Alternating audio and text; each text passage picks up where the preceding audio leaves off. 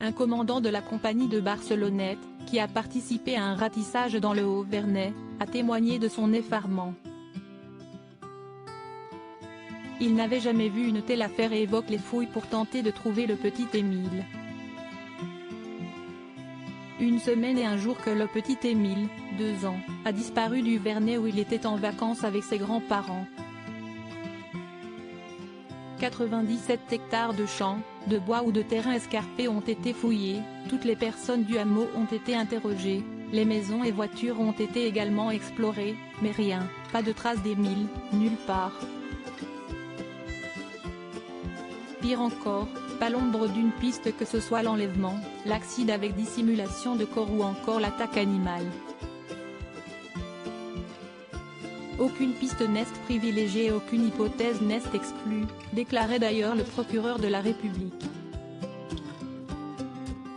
En 37 ans de carrière, je vous assure que si est du jamais vu, a confié au Figaro, un commandant de la compagnie de Barcelonnette, qui a participé à un ratissage dans le Haut-Vernay.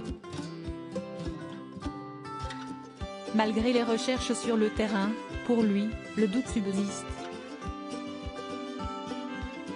Et si le corps du garçon était resté bloqué entre deux pierres ou dans les hautes herbes? Si est le cas, on s'en voudra éternellement, déclare-t-il. D'autres moyens pour tenter de comprendre ce qu'il s'est passé. En effet, les fouilles ont été arrêtées pour laisser la place à l'analyse avec Anacrim, une plateforme lancée en 1994 et qui fonctionne à partir d'une intelligence augmentée.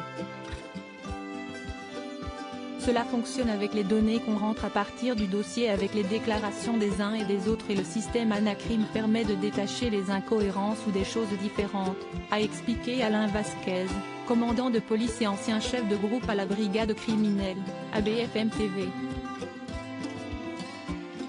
Un outil efficace, mais si le petit Émile avait vraiment chuté, à 1300 mètres d'altitude, le terrain est escarpé, il y a des crevasses, cela veut dire qu'on ne le retrouvera peut-être pas.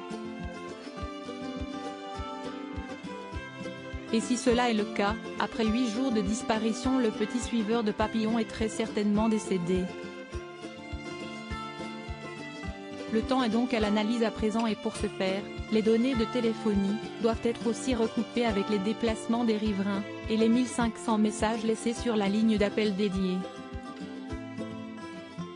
Un travail de longue haleine qui risque de prendre du temps.